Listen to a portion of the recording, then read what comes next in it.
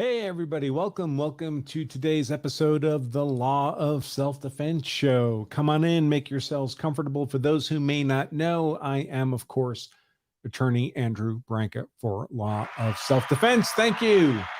Thank you so much. Everyone here is just absolutely awesome. So before we start, if you're watching this, if you're a Law of Self-Defense member, you ought to be watching it on the Law of Self-Defense I'd say the membership dashboard, except it may not be working. So it may just be on YouTube, maybe on Rumble. We tried to set it up for Rumble. Sorry, members, about the live stream there, but you can still chat there. The chat is working on the Law of Self-Defense member dashboard. So if you have questions, put them in the chat there. I'll take a look. Those will be prioritized. For those of you watching on YouTube, if you'd like your questions answered, they need to be in super chat form. So keep that in mind. And of course, if you're on YouTube and you see that big red subscribe button, that's the wrong color, folks. You need to pound that subscribe button until it's gray. Hit the bell so you get notifications. Hit the thumbs like up and leave a comment to fool the algorithm, even if the comment is just your city and state or the word algorithm or whatever the case might be. It doesn't really matter what the comment is. YouTube reads it as heightened engagement, and that facilitates our ability to get our message out to a broader audience, which is greatly appreciated. I see Shane is mentioning our CCW Safe discount code for Law of Self-Defense. Unfortunately, Shane, the CCW Safe has done away with the LOSD 10 code. They've had some issue with their discount codes. They are issuing new ones, I guess. I'm a little confused about how that process works. But LOSD 10 will no longer work at CCW Safe, is my understanding. So that's why we're not mentioning it in current shows, because I've been told that code won't work anymore. When we have a new code, we'll be happy to share it, I guess. We'll have to see how CCW Safe wants us to handle that. But currently, the LOSD 10 code will not work on CCW Safe, is my understanding. All right, folks. So come on in, make yourselves comfortable. And today we're talking about Castle Doctrine and Stand Your Ground. These are closely related legal doctrines, but they are not the same, and they generally don't apply in the same circumstances. So I've prepared a whole bunch of illustrative slides for your convenience. And so we'll step through this in the most orderly way possible. Yeah, Oscar, I see the video's not working on the member dashboard. Nothing I can do about it at this point. Sorry. Enjoy it on YouTube. Put your questions in the chat. I believe the chat's working, and those will be prioritized as usual. Not sure what's going on. It's some combination of StreamYard, Vimeo, whatever. I don't know, HTML5 code. I've got to get more technical people working on this. Something's obviously changed because it was working for a long time and now it's not, but we'll get on that. All right, so before I go on, I should mention that we do have a new sponsor. Well, in a way, our sponsor is still us, still Law of Self-Defense, but it's one of our upcoming Law of Self-Defense advanced classes. This is our full-day live class that we teach only a couple of times a year, folks. We did one, I guess, in the spring. We're doing one, the second one of 2022, October 1st. We don't yet have any scheduled for 2023. So I imagine we'll do one sometime next year, maybe once, maybe twice, but I don't know when at this point. But the next Law of Self-Defense Advanced course is taking place on Saturday, October 1st. This is our full-day live course of instruction on self-defense law. Many of you in the comments have taken this course either in this form, streamed live, or via DVD or online streamed recorded courses, or in person. We've taught thousands of these full-day Law of Self-Defense Advanced courses in person. If you've taken what we used to call the Level 1 course, it's essentially the same course here. There are limited seats available for this. So if this is of interest, you'd like to learn more, I would encourage you to point your browser to lawofselfdefense.com/advanced. And there's an overview video there, folks, that I just did this morning. It's the overview video is like 20 minutes long. So that should give you some idea of just how much content we cover in the actual class. The only catch to this is that there are limited seats available. So if it sells out, it sells out. You'll have to wait till sometime next year in order to get this self-defense law instruction. And can you really wait a year? I mean, maybe you can, but how would you know when you're going to be compelled to defend yourself, your family, your property against criminal predation? So I would urge you to take advantage of the opportunity while it's here. That's the way to learn more about it. lawselfdefense.com/advanced. Hey, Steve, I see Steve's in the Steve Gosney, public defender. Steve Gosney is in the comments. Steve, send me an email or a Twitter message or something if you'd like the guest link. I'd be happy to have you on. Believe it or not, folks, I just had the first opportunity ever to meet Steve Gosney in person just this past week. He was in Colorado on vacation, and we had a great old time. So it was great finally meeting Steve. All right. So if Steve sends me a request, I'll send him the guest link. In the meantime, that's our sponsorship. Our own Law Self-Defense Advanced class taking place Saturday, October 1st. The last one of 2022. You can learn more about that at lawofselfdefense.com/advanced. All right, so let's dive into these related but distinct doctrines of the Castle Doctrine and Stand Your Ground. And I'm going to provide kind of a historical context to all this because I think it matters. Pull up these little slides here. So let's start with the presumption as existed under Old English common law, which is where American law originally started, of course, that there existed a generalized legal duty to retreat, if safely possible, before you could use deadly force in self-defense. In other words, you can't justifiably, you can't lawfully kill someone and claim it was self-defense if you instead could have safely retreated. If you violate that legal duty, if you could have safely retreated and you kill, you can't justify that as lawful self-defense, as a legal killing in defense. You don't have the legal justification. You're just guilty of an unlawful killing, whether that be murder or manslaughter, whatever the case might be. And this rule, of course, is really a public policy statement, and it existed primarily in a world of impact weapons. So firearms were not common hundreds of years ago in private possession.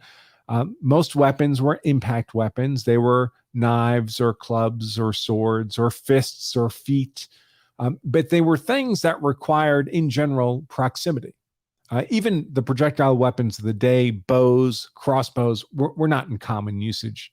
People would not normally have those on their person going about their daily life. Certainly law-abiding people not anticipating engaging in physical violence.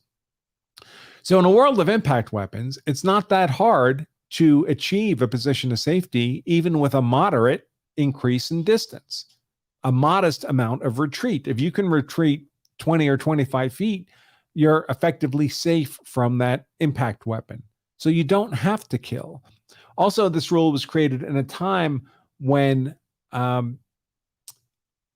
individual liberty, independent of the sovereignty, was not the same thing as it is under American law, American public policy. People were largely chattels of the crown, of the sovereign. The sovereign did not want its chattels to kill each other unnecessarily if they could have safely retreated. So this was the generalized rule. You could kill in necessary self-defense, but not if you could have safely retreated. Now, one of the conditions, of course, is this question of safe retreat. The legal duty only applied where retreat was possible with complete safety. You were not required to increase your jeopardy in order to attempt to retreat. And of course, if safe retreat was simply not possible at all, well, you can't have a legal duty that's impossible to meet. So unless safe retreat was possible, unless the retreat could be done safely with complete safety, the legal duty didn't apply. Now, of course, whether or not it could have been done with complete safety may be a judgment call made by other people other than you. And it's their judgment call that applies, that controls your legal outcome. But that was the standard. You could not use deadly force in self-defense if you had the option of completely safe retreat. You had a generalized legal duty to retreat. So let's start with that as the presupposition of all of this. Next slide. Now, with that as the generalized legal duty, there was always at least one exception to the generalized legal duty to retreat, even in the old days. Of course, one exception is that it has to be safely possible. We've already discussed that. But in the context of today's conversation, the traditional exception to the legal duty to retreat, even if retreat would have been safely possible, is the Castle Doctrine, in your home. So even under Old English common law, if you were in your home, in your castle, you were relieved of the otherwise existing generalized legal duty to retreat, even if you could have retreated safely. That duty was not imposed on you if you were defending yourself in your castle, in your home. That's the traditional exception, the Castle Doctrine. That's the historical exception that always existed. And that still exists today in all 50 states. Whether that state is a stand your ground state or a duty to retreat state, the Castle Doctrine exists in all 50 states, properly understood. And by properly understood, I mean understanding that the Castle Doctrine, the only thing it does is relieve you of an otherwise existing duty to retreat. It doesn't give you special privileges to use force. It doesn't create any legal presumptions. There are provisions of law that do those things, but they're not properly understood to be Castle Doctrine. To understand Castle Doctrine correctly, you have to understand that all it really does is relieve you of an otherwise existing legal duty to retreat. So if you would have had a legal duty to retreat if you were attacked out in the street, you're relieved of that legal duty to retreat if you're defending in your home. Make sense? Then we have, largely under American law, the more modern exception to the generalized legal duty to retreat, which is stand your ground. And stand your ground, one way of thinking about it is that it extends the Castle Doctrine beyond the boundaries of the castle. Generally, it extends this relief from the otherwise existing duty to retreat to anywhere you have a place to be, out in public, anywhere you're not trespassing or present unlawfully. And this is largely an American creation, this stand your ground creation. And currently under American law, we have 50 states. Of course, 39 of those states are some flavor of stand your ground, meaning they don't impose a generalized legal duty to retreat in the first place if you're acting in otherwise lawful self-defense. There are 11 states that do still impose that generalized legal duty to retreat. Those are the duty to retreat states. Largely, they impose that duty in the traditional way, meaning if before you're privileged to use deadly force in self-defense, if you have a completely safe avenue of retreat, you're required to take it before you can use deadly force in self-defense. 11 states do that. 39 states are stand your ground states of some flavor or another, where they relieve you of that legal duty to retreat, not just in your castle, but anywhere that you have a right to be. So it's useful to think of this in the historical context of which of these doctrines would preferentially be applied first. So if there's some challenge to your claim of self-defense on the grounds that you could have safely retreated, and you're looking for an exception, you're looking to be relieved of that otherwise existing legal duty to retreat so that your claim of self-defense can't be attacked for a failure to retreat. The first one you'd preferentially look at is the Castle Doctrine. That's the oldest one, the most established, and to a certain extent has the fewest conditions. It's pretty much location specific, and if you're in the right location, you qualify for the Castle Doctrine. If for some reason the Castle Doctrine doesn't apply, then you might look to stand your ground to relieve you of the otherwise existing duty to retreat, to remove the element of avoidance as a target of attack for the prosecution. Remember, folks, there are up to 5 elements of a claim of self-defense: innocence, imminence, proportionality, avoidance, and reasonableness. And you need all the required elements, as the word required suggests. If you're missing any required element of your claim of self-defense, then whatever you did was not lawful self-defense. And avoidance is potentially one of those targets. So if you would have had a legal duty to retreat and you didn't do that, you violated that legal duty, you fail the element of avoidance and you fail self-defense. And you don't have a legal justification for your claim of self-defense. Let me pull up the next slide. So the traditional exception to this generalized duty to retreat is the Castle Doctrine. So you're relieved of that otherwise existing legal duty to retreat, even if safely possible, when you're defending in your castle. And again, the very premise of this duty to retreat, the very idea, the foundation under it, is that if you have a safer place to go to, you're expected to go to that safer place before you can kill somebody. But if you're in your castle, you're already in the safest place you can be. There is no place in the world safer than your own castle. So that's the idea. If you're in your castle, you've effectively retreated to the wall. There is no safer place. If you leave your castle, you're in greater jeopardy than if you stayed in your castle. So that's the idea behind the Castle Doctrine. There's no point to having a further legal duty to retreat. You'd only be increasing your jeopardy. And you're not required to increase your jeopardy to satisfy the legal duty to retreat, as we've already discussed. So this is the traditional exception to that generalized legal duty to retreat, the Castle Doctrine. Next slide. It would be nice if StreamYard had a more efficient way to do this, but we don't. The modern exception to the generalized legal duty to retreat is stand your ground. Now, one way of thinking of stand your ground is that it expands the Castle Doctrine beyond the borders of your castle. It expands the relief from the otherwise existing legal duty to retreat to any place you have a right to be. But although that's generally correct, it's not correct in detail, because the conditions that need to be met for Castle Doctrine and for stand your ground are different. So it's possible to qualify for one and not qualify for the other. So it's not like we're taking an exact replica of the Castle Doctrine and applying it in the general world. We're relieving you of the otherwise existing legal duty to retreat in the general world, but using a separate set of conditions. So it's important to understand the difference, because it's not simply an expansion, literally an expansion of the Castle Doctrine out into the general public.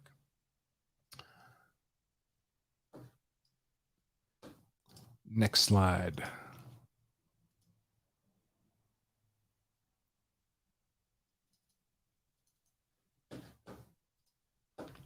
All right, so we think about the Castle Doctrine, think about it as it has an area of applicability, primarily within your castle or the curtilage of your castle. We'll talk about that in just a moment.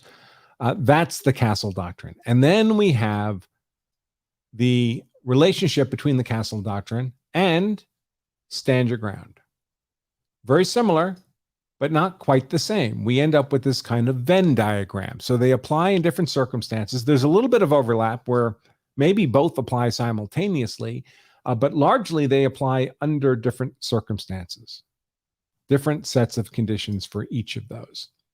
So let's take a look at the next slide.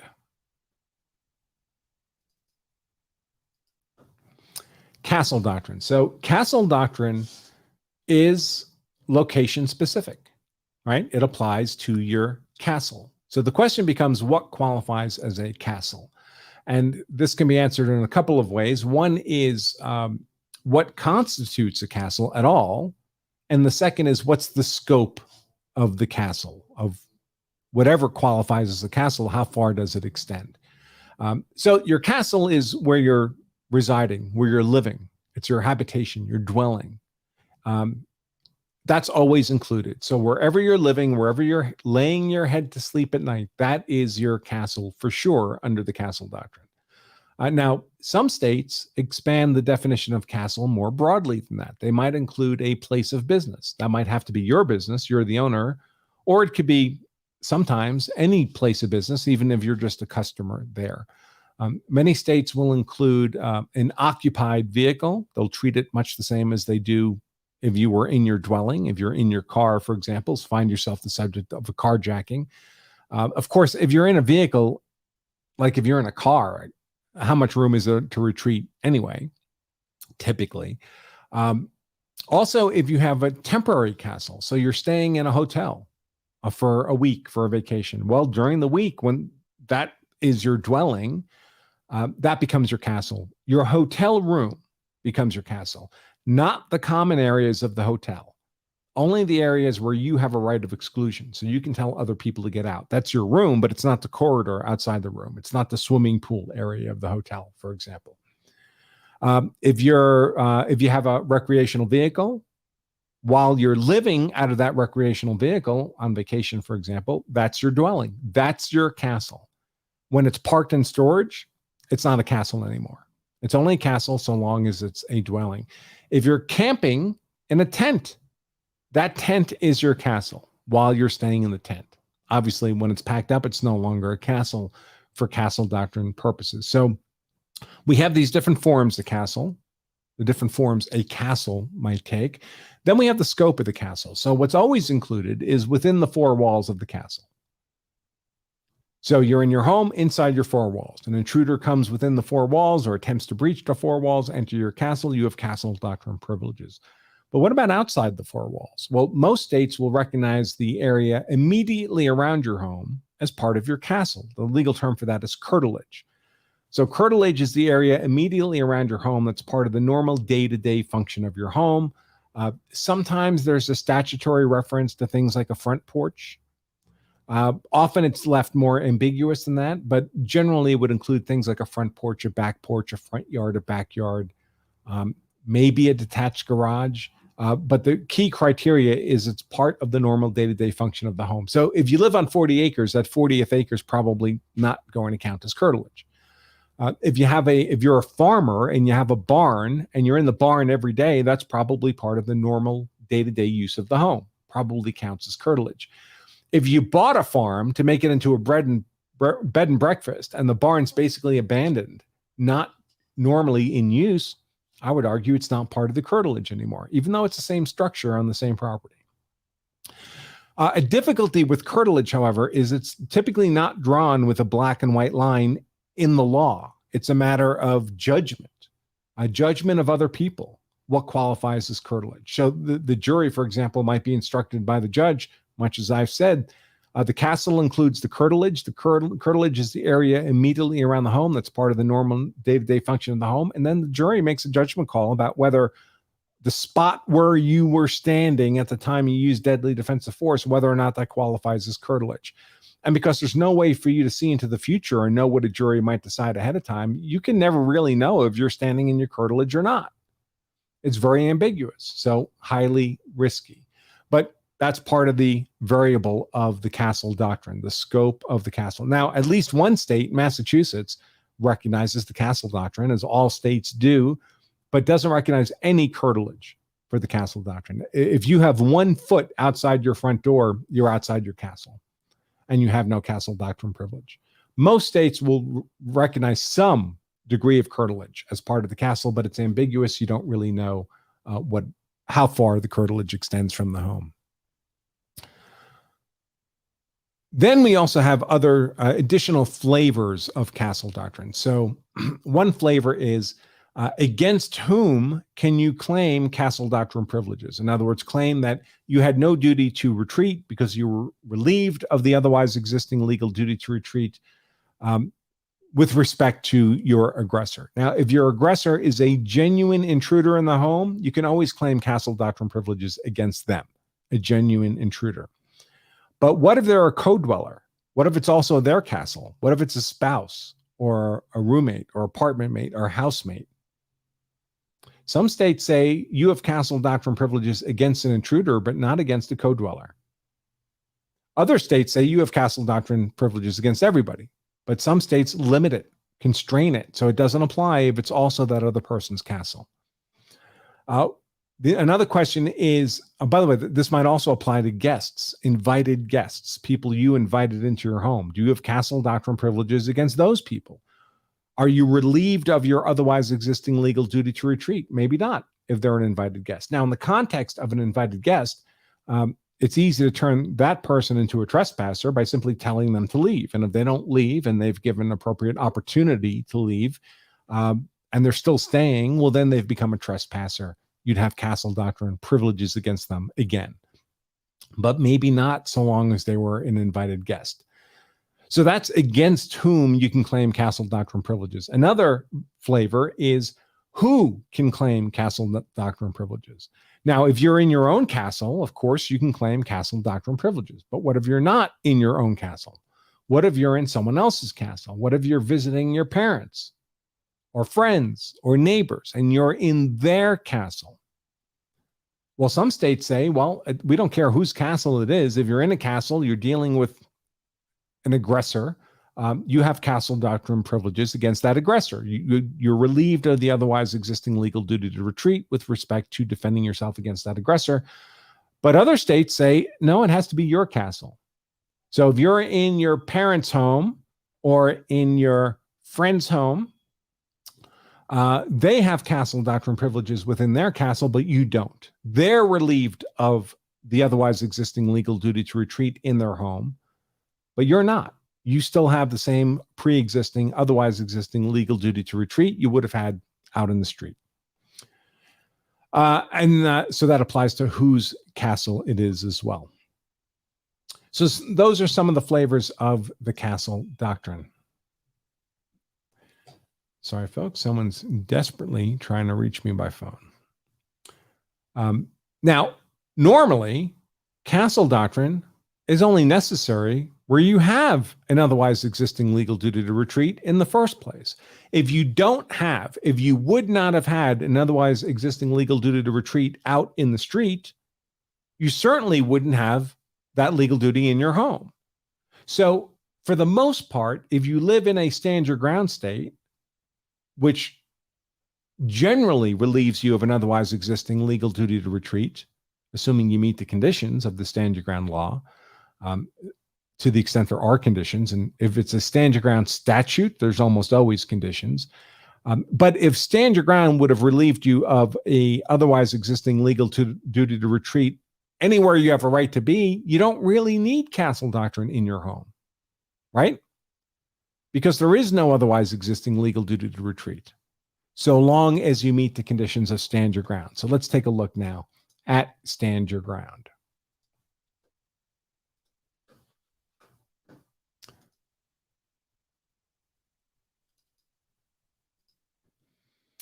So stand your ground, unlike the Castle Doctrine, both of these relieve you of an otherwise existing duty to retreat. But unlike Castle Doctrine, stand your ground is not location specific.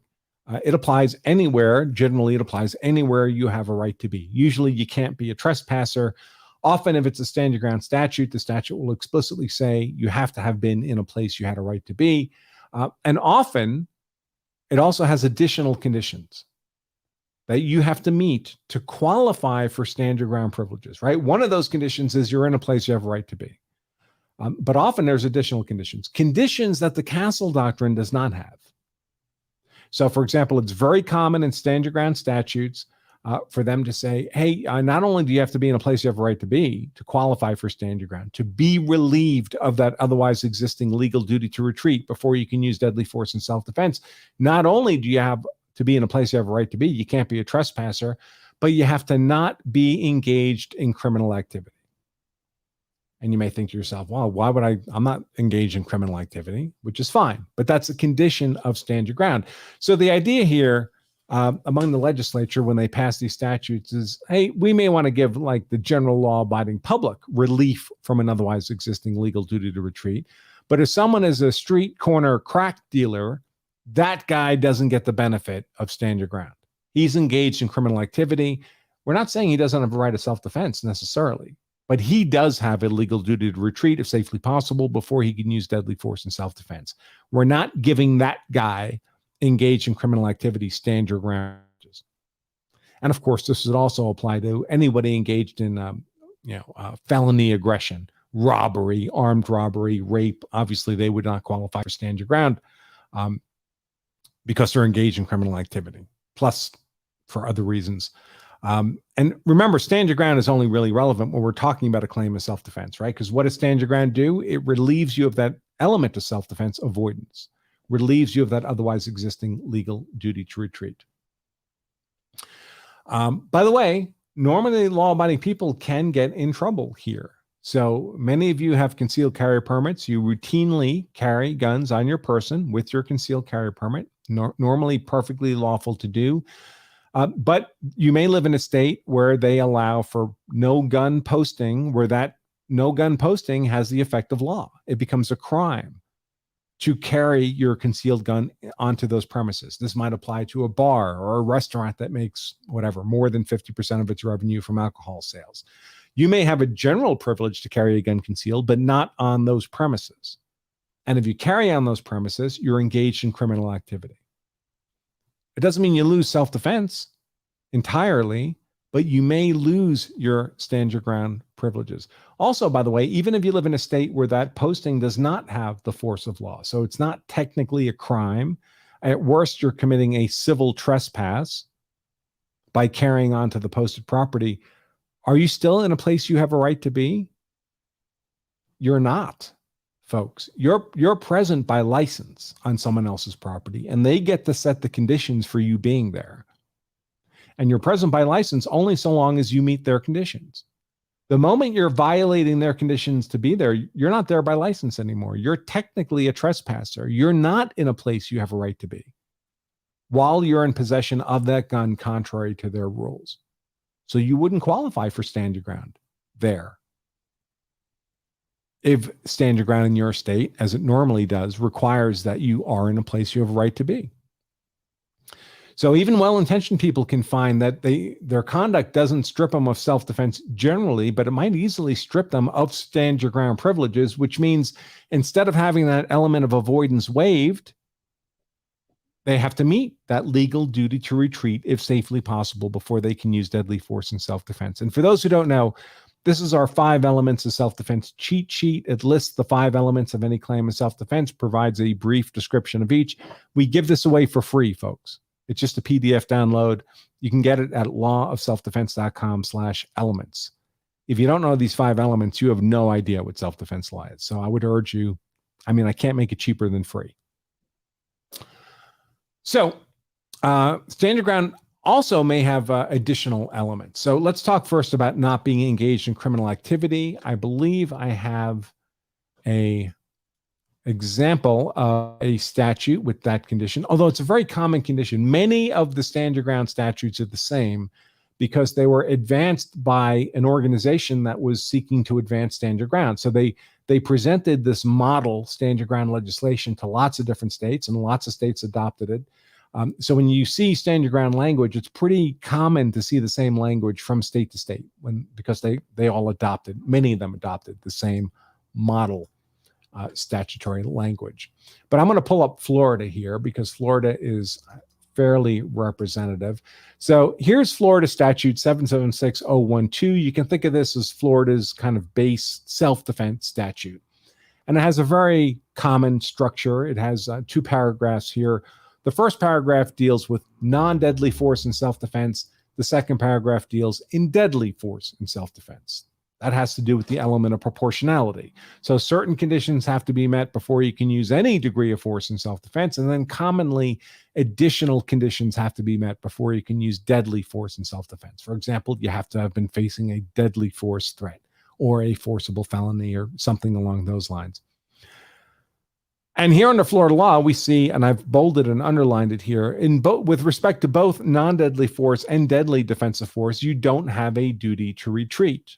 Now, if you're only using non-deadly force, it's a simple unconditioned statement. You don't have a duty to retreat if you're acting in otherwise lawful self-defense. You're using only non-deadly force. If you're using deadly force in self-defense, you also have stand your ground privileges. You also are relieved of that duty to retreat. And you have the right to stand your ground, but you need to meet additional conditions. One of those is that you're in a place where you have a right to be. The second is you're not engaged in criminal activity. So you might imagine someone who's in their home, they're in their castle, they're attacked by somebody, they defend themselves with deadly force, and then their claim of self-defense is attacked by the prosecutor, who says, well, he could have safely retreated. We're attacking him on that element of avoidance. Now, what if you're in your home and you're actually a felon in possession of that gun? You're not supposed to have that gun. So you're committing a criminal act merely by being in possession of the gun you use to defend yourself. Or you sell drugs out of the home, for example, unlawful drugs, presumably. So you are engaged in criminal activity. Well, you therefore might not qualify for relief from the element of avoidance, relief from the otherwise existing legal duty to retreat under stand your ground, because you're violating the conditions for stand your ground. But you could still qualify for relief from the otherwise existing legal duty to retreat, relief from the element of avoidance under the Castle Doctrine, because the Castle Doctrine does not have as a condition that you were not engaged in unlawful activity. It has different conditions, but it doesn't have that condition. So you could qualify for one and not qualify for the other.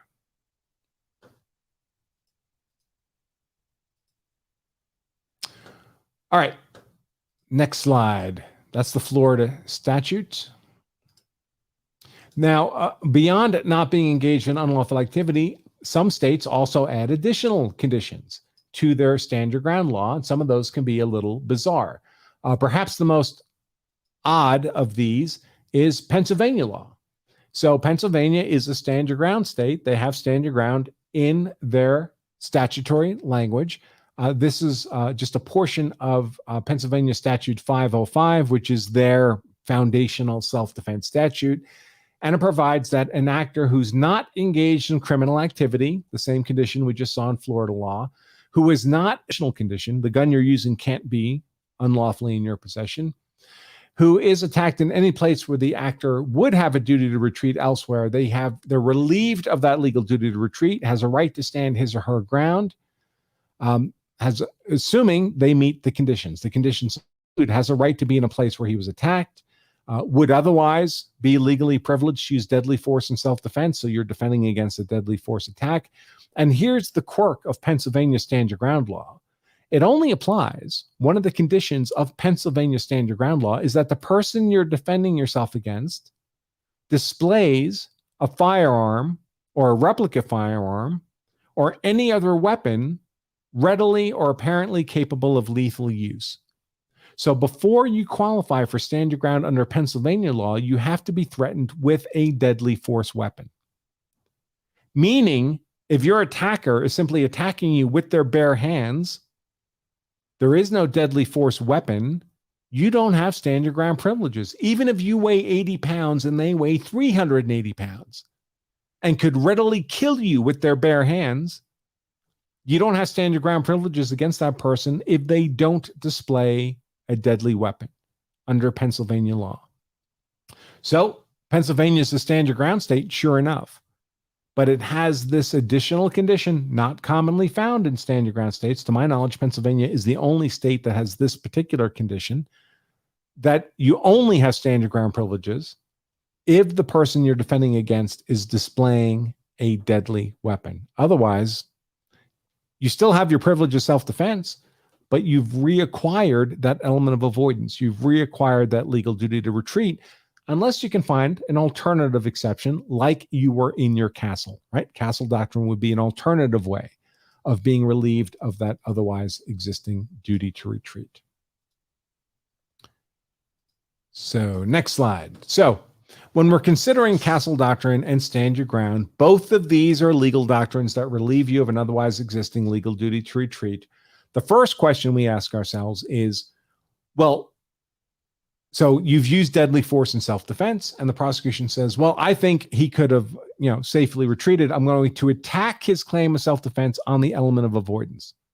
And remember, these required elements, folks, as the word required suggests, they're all required, which means the prosecution does not have to disprove your claim of self in its entirety. It has to disprove any one of these required elements beyond a reasonable doubt. If it can do that, your claim of self-defense collapses entirely. So if the prosecution can convince the jury that you violated a legal duty to safely retreat, you violated that element of avoidance, you have no justification of self-defense. So each of these should be thought of as a target of attack by the prosecution. So you use deadly force in self-defense, and the prosecutor decides, well, I want to attack his claim of self-defense by attacking that element of avoidance. I want to argue to the jury that this defendant violated their legal duty to retreat. Therefore, they lost the element of avoidance. They've lost the justification of self-defense. The first question is, well, was retreat safely possible at all? Because the only time the duty is imposed, even in the most rigorous duty to retreat states, is if retreat safely possible. If it's not safely possible, you don't have a legal duty to retreat anywhere. So the first question is, was retreat safely possible? Or would it have increased the defendant's jeopardy to try to retreat? Or was the defendant already backed up against the wall? Because if safe retreat's not possible, no legal duty to retreat, period. And you don't need Castle Doctrine or stand your ground to relieve you of a legal duty that does not apply because it was not safely possible in the first place. So the avoidance analysis is over right there if safe retreat was not possible. Now, of course, whether or not safe retreat was possible is likely to be a factual matter for the jury to decide, a judgment call they make. And it's not your judgment about safe retreat that controls your legal outcome, it's their judgment. But nevertheless, if they follow the jury instructions, they'll be told if safe retreat was not possible, there is no legal duty to retreat. That ends the avoidance element analysis right there. What's the next step in the analysis? Let's imagine that safe retreat was theoretically possible. The next step in the analysis would be, did I already do this one? Well, I skipped it, but I covered it elsewhere. The next step in the analysis, assuming that safe retreat was theoretically possible, would be, does the Castle Doctrine apply? That would be my next question.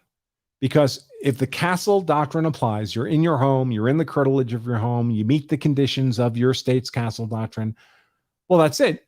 Under the Castle Doctrine, then, you would be relieved of that otherwise existing legal duty to retreat. And then you don't need to look at stand your ground. The analysis is over because you're relieved of the duty under the Castle Doctrine. So if retreat was not safely possible at all, there is no legal duty, and you don't need Castle Doctrine or stand your ground to relieve you of a duty that doesn't apply in the first place. If safe retreat was possible, but you were in your castle, and Castle Doctrine relieves you of the legal duty to retreat, then you don't need stand your ground. Because you don't need stand your ground to relieve you of a duty that doesn't apply because you've already been relieved of it under the Castle Doctrine. So the reason this came up is because this whole topic came up is there was a news story from, I think it was from The Blaze, talking about a home defense situation, and the specific facts of the home defense situation don't really concern us, but it was described in the article as a stand your ground situation. But it's not, folks. If you're defending yourself in your castle and Castle Doctrine applies, and it would have applied in this case, it's not a stand your ground situation because stand your ground has no role to play.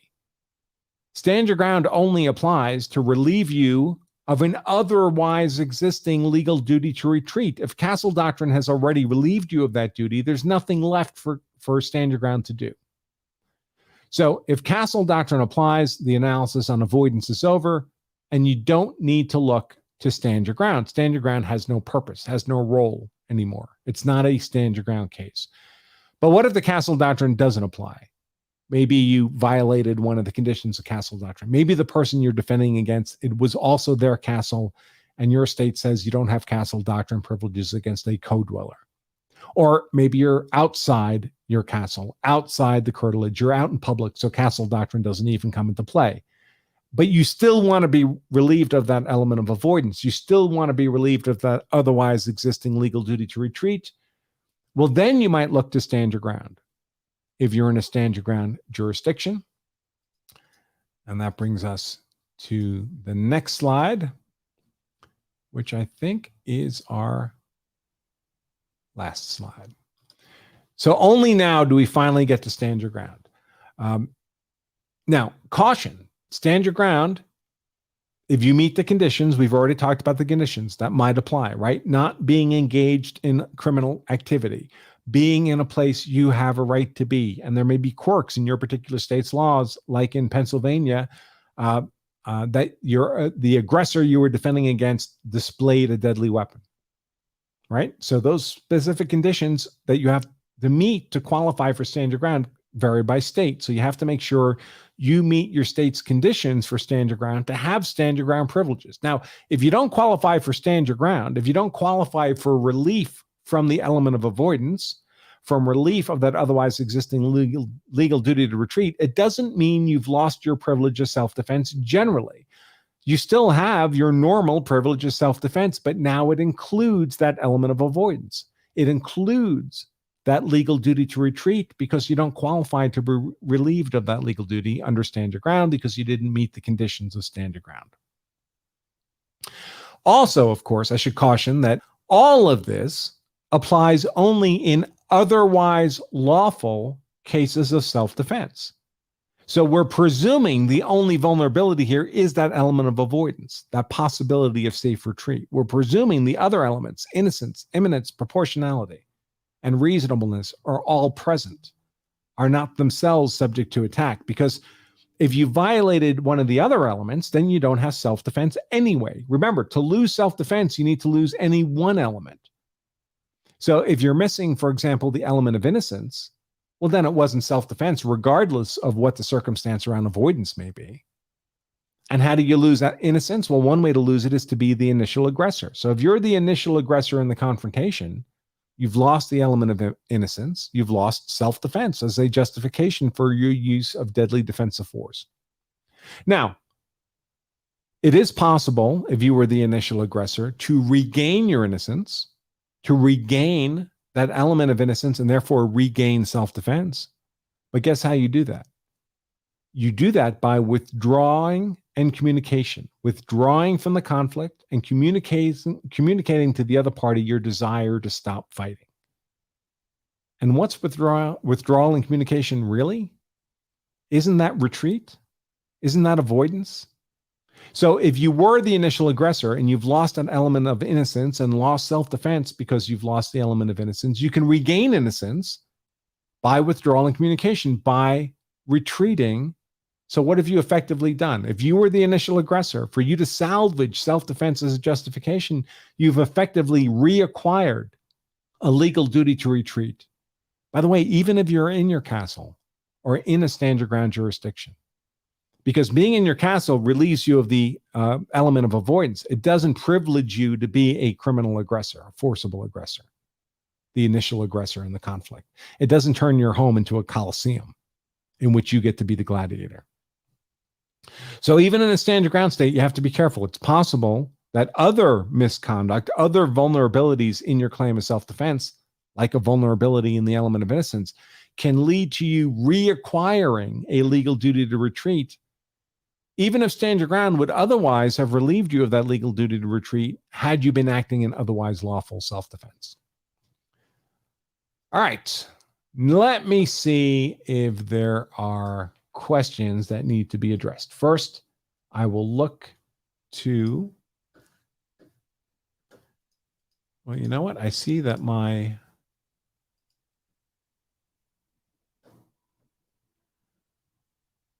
I don't know if my email is working. Interesting. Well, Steve, if you tried to email me, I didn't see it. Sorry about that. If you want to message me on, send me a DM on Twitter, that is working.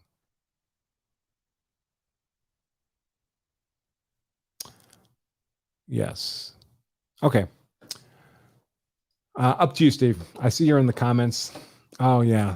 So something is not right with my email system. Let me see if I can fix it real quick. We had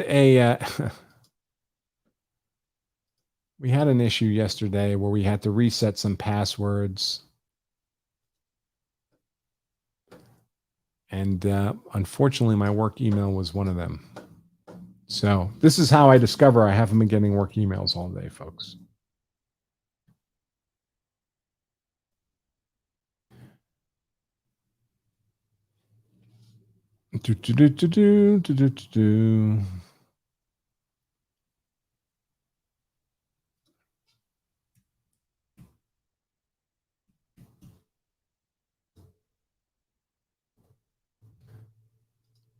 The good news is if I can get it to work, I'll send Steve the guest link right now.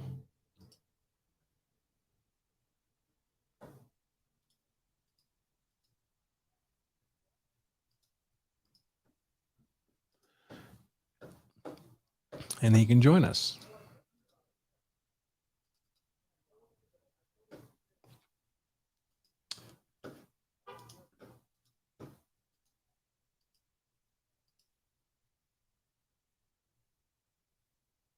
Okay, let's see. Maybe I was successful.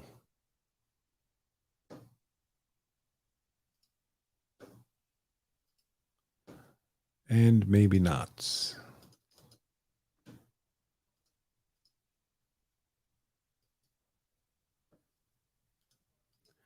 Well, maybe not, Steve. I'll have to see if the email comes through. But I'll take a look at the Law of Self-Defense member chat and see if what's come up there. Well, somebody says, someone says the video is working on the member site. That's great. So Stephen over in the Law of Self-Defense member site says, campsite with tent, vehicle, and campfire ring. Could this be considered as curtilage? Well, the key with curtilage is curtilage extends only as far as you have a right of exclusion. So once you've lost the right of exclusion, once you're in a space that's the public has a privilege to be, or other people have a privilege to be, and you cannot exclude them, you don't have the authority to do that, then that's definitely not curtilage. So that's no question about that. You're beyond the scope of curtilage. So if you were in a hotel room, oh, here we go. I did get Steve's email. All right, Steve, hold one, and I'll send you the guest link.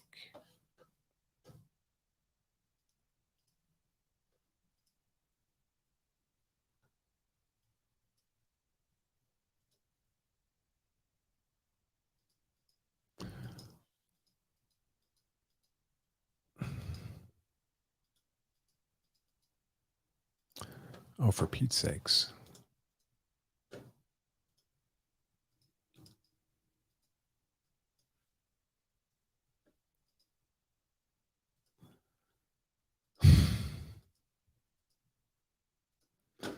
It's all amazing stuff, folks. Amazing technology.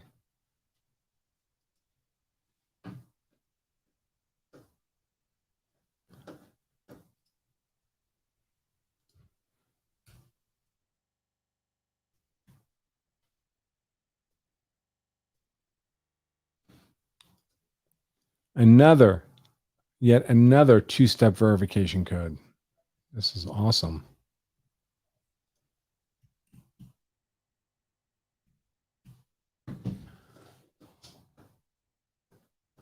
I love the internet.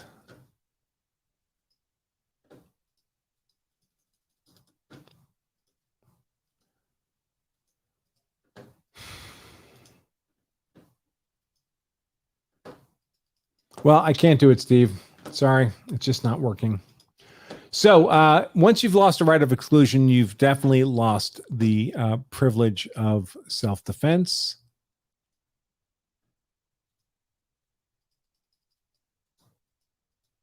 And that is all there is to that. So the question would be your campsite. You have a tent, you have a fire ring. Did you rent a particular square footage? So often at campsites, there's a spot that you get. There's kind of a border. The argument you would make is within that border, while you're paying for it, that's your right of exclusion. And that would qualify as the curtilage. Would that be successful with the jury? I would think so. I think it's a pretty credible argument. If you're setting up a tent in a open camping space, so I know often in like state forest or national forest, there may not be a particular space you've paid for. Everyone just wanders into the forest and puts their tent wherever they want. Where is your curtilage then? Then it becomes a lot more ambiguous. What part of the area around your tent is really part of the normal day-to-day use of your tent? Maybe the area around the fire ring, right? You got your chair set up. You're there for a week. Sure, that sounds credible to me. But the backside of your tent, the same distance away from the tent as the fire ring on the opposite side? Maybe not, because how often do you go to the backside of the tent?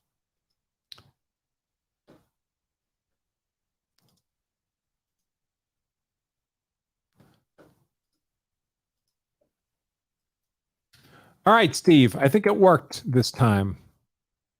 Check your email. I've sent the link a couple of different ways now. I restarted my email program. We'll see if Steve can join us. All right, next question from the Law of Self-Defense membership. You know, one caution about this concept of curtilage, it's something that often confounds people kind of new to the law.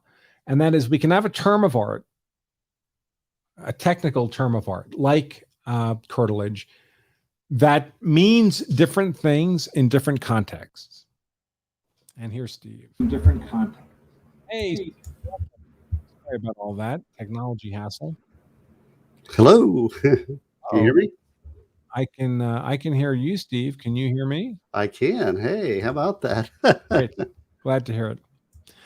So I was just saying that it can often confound people not familiar with the law when there are technical terms of art in the law that can mean different things in different contexts. And curtilage is one of those. So the most common place you see curtilage used in criminal law type stuff is usually in search and seizure law, right? Where the authorities seized something without a warrant, and now the defendant wants to exclude that evidence, saying, no, you have to have had a warrant to seize that particular piece of property because it was within my curtilage. So you have the scope of curtilage, and a typical illustration would be, you throw something away in your garbage can next to your house. You got a little fenced in yard, your garbage can's next to your house. They may need a search warrant to go into the garbage can there. Well, actually, on that one, I tend to disagree. Can you hear me? This my mic over here. When you put garbage in a garbage can, you are basically abandoning it. So the oftentimes they will predicate search warrants on trash pulls. So they will send actually police agents to pick up your garbage and search through it for drugs and paraphernalia and dustings and all kinds of things. So so you do in Florida, and this is maybe subject to jurisdiction. I'm just saying trash pulls are generally not protected. I would say that the reason that you see curtilage in search warrants a lot is because search warrants are more common than, say, self-defense cases generally. So, right. But curtilage is an essential fact when you're dealing with self-defense law. And usually in Florida, we're dealing with a lot of screened-in porches. That's where curtilage oftentimes comes, is the screened-in porch part of the curtilage. Or maybe an outbuilding like a shed, for example. Now we've had sheds that were occupied by people. So people are homeless or they're on drugs, or they're given a place to live by the family out in the shed. That then becomes the house. So it's very fact dependent. Right. I mean, the castle could be a refrigerator box. If someone's living in a refrigerator box, that becomes their castle. I mean, the point I was going to make with the garbage is where's your certainly home, when you take your garbage and put it on the street for collection, that's beyond your curtilage. You're giving access to other people. There'd be no argument that was safe from unwarranted search at that point. If it's in your curtilage, if it's still next to your house, or certainly in your house. Well, in your house, they can't come in your house and rummage through your garbage, right? But the point is, once it's removed from your curtilage, from a place where you have right of exclusion, then certainly it's outside the curtilage at that point. But it can be ambiguous, and the scope of curtilage that might apply to the need for a warrant can be different than the scope of curtilage that might apply in a use of force context. They're not necessarily the same things. And the other thing is that these issues are very fact dependent, and usually there's no video or any kind of recounting of where people were and stuff. So that often becomes foggy, because in a criminal case, you're looking at what happened through the lens of witnesses, and maybe there's video surveillance, maybe there's physical evidence, but it becomes very confused to reconstruct what actually the facts were at the particular time. So not only do you have the definition of curtilage being a little messy, you have what actually happened being a little messy, like the person put their hand through a screen door and then you shot them, right? Well, did that break the curtilage? Well, how do you prove that he broke the screen? Or, well, the screen's broken. Yeah, but it was broken before. It becomes very mucky, right? Yeah. So, and that's why it becomes ambiguous. That's one of the reasons curtilage is so treacherous. You know, if you were standing in one spot, maybe you're fine. You're relieved of a legal duty to retreat. You're 2 yards over. Well, now you have a legal duty to retreat because now you're on the sidewalk or in the street. Well, who's to say where you were? It can become very difficult to reconstruct that. And of course, now we have an adversarial process where it's in each side's interest to argue one point or another. And there's not much hard evidence for a jury to go on necessarily. Well, and thankfully for Florida stand your ground law, and speaking just from my Florida perspective, is that the burden of proof is on the state to prove. Right. So once you raise the stand your ground issue, the state must disprove your stand your ground claim. So that's a big issue, because then, you know, you're not having to prove yourself innocent. And I'm a big fan of the Florida stand your ground law. Now, if you get convicted in Florida, you are finished. I was going to use a little dirtier word, but you know, you're unhappy, let's say. So people are there to say, well, Florida's pro-gun and a good state for that. Yes, that's true up to a point until you get convicted, and then you are out of luck. You also raised the statute and used the Florida statute, and I pulled up my book. Of course, I have resources. I'm in my office, so I have resources surrounding me. And I just want to, this is my PowerPoint presentation here. I will hold it up, right? The Florida the jury instruction on stand your ground in Florida. And I'll just show you. It starts here on the bottom of this page, right? But let me show you how big this is. These are all the standard jury instructions, all of that, plus this all the way down to here. So 3 full pages of text. That's the standard jury instructions on stand your ground in Florida. And, you know, a lot of lawyers don't even look that deep. They get bored reading through those things. So it's a very complex law. Yeah, I mean, self-defense law generally, I vaguely recall from the George Zimmerman trial that the jury got something like 35 or 40 pages of jury instructions, which is now part of that was the state piled on every possible criminal charge that the judge would allow them to throw in there, hoping to get a conviction on something besides the second-degree malice murder. Well, how dare you actually take it to trial? And so they punish you by adding every possible statute and every possible itineration of statutes to bury you at trial. I mean, that's one of the reasons that the harsh sentencing in Florida, I think, is anti-gun, because it gives prosecutors a weapon to coerce pleas out of people who have what I call imperfect self-defenses. I was having a chat with Rick here, who's a neighbor in Brevard County, in your chat room before I came on, and we were talking about this, about, you know, most cases that we see of self-defense are imperfect self-defenses, right? And you've got the chart of 5, which is exactly right. Usually somebody misses one of those. And so you've got 4 of the 5. And so they feel like I almost got it. But it gives enough for the state to then prosecute you. And now they've got this sentencing weapon over your head, and it becomes squirrely. So let me look at the super chats here. One of them, Switch 1947, $5. Whoops, that's the wrong button. There we go. There we go. There's the money button. It says, what if you're not in your castle, but you come home and find burglars or migrants or homeless inside your home, but you're outside? Well, then normally these provisions don't apply. I mean, Castle Doctrine, properly understood, relieves you of a legal duty to retreat when you're facing an aggressor, you're in your home, because there's no other safe place for you to retreat to. But if you're going to the fight, which is what you'd be doing here, then it doesn't much look like self-defense to anybody, unless you had reason to believe there were people inside the home you had a duty to protect. Then you could make a defense of others argument. You had some rationale for going into the home, for going to the fight, because you were acting in defense of others. But you were not facing yourself a threat at that moment. You were outside your home. The prudent thing to do, of course, would be to call the police. and have the police deal with the burglars inside your home. I've never actually seen that fact pattern, and that's an interesting fact pattern.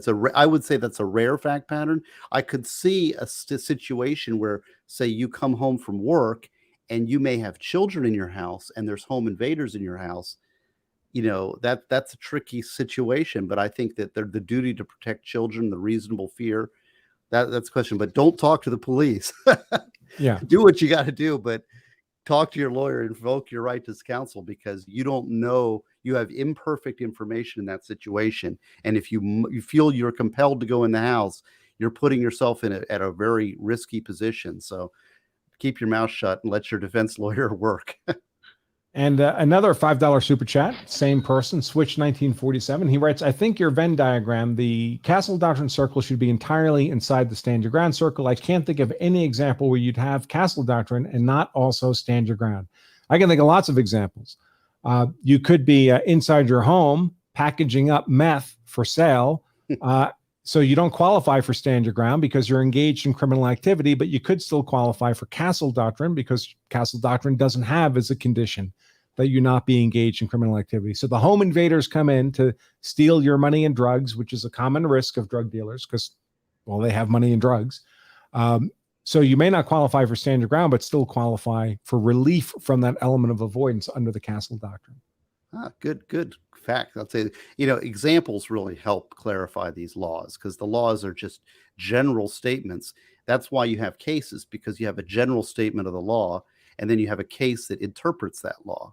So, and even if you're not a drug dealer, say you have, I don't know, some kind of felony conviction from your past, so you're not lawfully permitted to be in possession of a firearm, but you have one in your gun anyway, have one in your home anyway. A burglar comes in, you shoot the burglar with your gun. It might not qualify under stand your ground because you're engaged in criminal activity by being in possession of that firearm, but you could still qualify under Castle Doctrine. Yeah, I had that issue about 9 years ago, and I don't remember it at this point. I know it was case specific, what the result is, but if you're a felon and you use a firearm in defense of yourself and you don't have a rightful use of a firearm, you don't give up your right of self-defense, being a convicted felon, but you do give up your right to possess a firearm, whether or not you can be convicted of felon in possession of firearm when you use it in an emergency situation. Say it's not yours, you take it off. That's very case specific. And I actually had that fact pattern in an appeal once, and I can't remember. I'd have to research it. But if that's usually you're losing, right? That's usually the controlling fact in that scenario. Right. Was the possession of the gun transitory and incidental to the act of self-defense? So you're a felon. You visit your buddy's house. Your buddy is lawfully allowed to have guns. He's got guns around his house. There's a home invasion. You pick up one of your buddy's guns, shoot the home invader. Your possession of that gun was transitory, limited to the need for self-defense. That's different than a felon, a convicted felon who's habitually carrying a gun on his person in case he happens to need it in self-defense. That's now, in either case, he has the privilege of self-defense. In terms of the use of force charge, the shooting of the home invader, he'd still argue self-defense and have a reasonable basis for that claim, but he could find himself charged with a gun crime for being in possession of the gun. Where his possession of the gun is transitory, it can be justified under self-defense as a justification. Where he's in habitual possession, the court's likely to say, well, that doesn't apply because you had the gun even absent the imperative of the imminent threat. Right. And another clarification I think is important on stand your ground is that you really can't use it against lawful occupiers. So, that means family members and this sort of thing. It becomes much trickier. What it's really designed to do is to protect you. Like I can't run. I mean, I can't even walk. As a hiker, you out hiked me along with my friend, but I mean, I couldn't run from anybody. Everybody could beat me in a foot race. So it relieves me of that obligation to having to make that effort when I know it will be a failing effort. So in a way that could, but now when you're talking about somebody who's lawfully in possession or has a right to be, that becomes much trickier. There's usually exceptions in the statute that provide that you cannot use it. There's no presumption of fear in the statute when the person is lawfully in your home. Right. So that's a different legal provision. That's what I would call a special provision for defense of highly defensible property. when you're dealing with a forcible, unlawful intruder in your home, it creates a legal presumption that you had a reasonable fear of imminent deadly force harm. But it does require a forcible and unlawful entry into the home, typically. So if the person's there lawfully, or they're there unlawfully, but they're an innocent intruder, they're there by accident, they didn't break something to get in, you wouldn't get the benefit of the legal presumption. You could still argue self-defense. Although the defense attorney would say that it's from the perspective of the shooter. So if that person makes a mistake and enters your home and you shoot them in fear, thinking they're a evader, and you don't know who they are, I think the law will be better on your side. I'd rather be in that position than just, I want to shoot them. Another situation, and there's been some comments in the chats about squatters and people who are tenants. Well, even a squatter in a house, if you've got a tenant or somebody comes in and trespasses and sets up their home, that is a squatter situation, at least in Florida, is called a tenant at sufferance. Yeah. And you still need to resort to the law to evict them, even if they are a squatter. So, and because they do not want you using force to evict people, even if they're squatters on a home and unlawfully possessed, they are not there. There's different tenancy in common. I used to do real estate law. Right. And tenant at sufferance is what you call a squatter. And in that case, you can't use deadly force against that type of person. So if you got somebody who's in there squatting, you can't go in and say, it's my home, and get out and blast them, because they have certain rights, which are de minimis rights, but the object is to reduce violence between citizens. And right. So they require police and law, and it's very easy to get a tenant sufferance out, but you have to go to the court.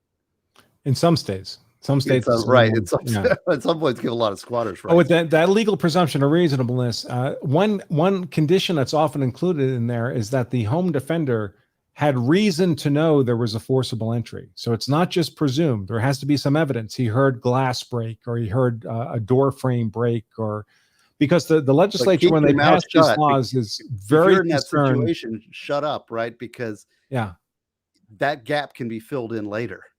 Right, unless you close it. Right, if you say, I didn't hear anything. Right, exactly right. All right, so I did see a question. It's not in Super Chat, but someone's looking for a suggestion for a lawyer for his handicapped brother in Green Bay, Wisconsin. Folks, that's not my neck of the woods, but Nick Ricada is not far from there. So I would encourage you to contact Nick and see if he has a suggestion for legal counsel there. I'd be surprised if he didn't. Given that he lives up in that area. But off the top of my head, I don't know a criminal defense attorney in Green Bay that I would be comfortable recommending. They're there, I'm sure. I just don't know them. Somebody. Right. And bring your wallet, as always.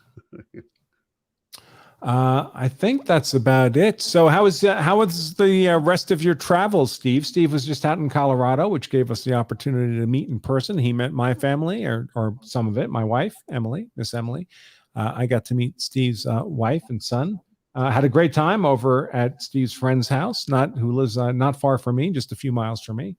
So that was a great time. That was a great experience. I really enjoyed that. Yes, those are some of my closest friends. Chris is the godfather of my son, and you met Anna and Alicia, and it's hard for me to talk about my friend Derek, who passed away. Yeah. But yes, it was great. That was a great dinner, and I'll tell you, and I'll tell your chatter people. I'll tell you. Don't tell anybody. All right, between you and me, Andrew has a secret weapon, and that's Emily, who's his wife. She's just wonderful. I was really blown away. She's quite a deep and thinking person, and I really enjoyed talking with her. And we hiked around Roxborough Park and had a great time. So that was a blast. So yes, thank you for coming over, and it was good to meet you too. All right, and your daughter too. Your daughter's a gem. Those two girls. I forgot we brought one of the girls out too. Yeah. Isabella and the little girls. They just hit it off, didn't they?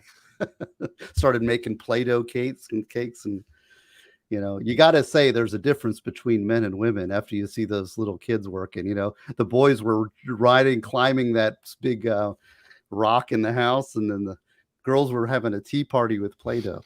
It's funny how that works. All right, folks. Well, Steve, I'm sorry it took so long to get the guest link to you. Technology failure on my part. I'm glad we got it fixed. Folks, I don't have any more super chats to address, and we've been going for about an hour and a quarter, so I'll wrap up today's show.